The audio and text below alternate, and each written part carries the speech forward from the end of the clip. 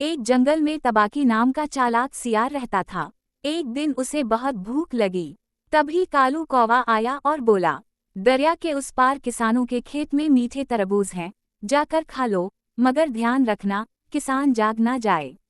तबाकी खुश हो गया, मगर उसे तैरना नहीं आता था।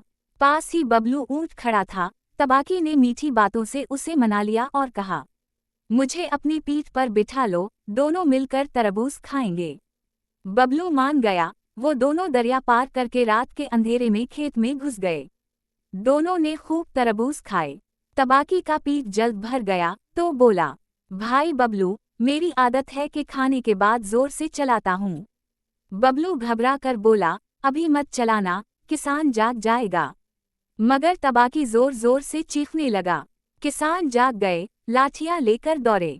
तबाकी तो भागकर दरिया में छप गया, मगर बेचारा बबलू पकड़ा गया।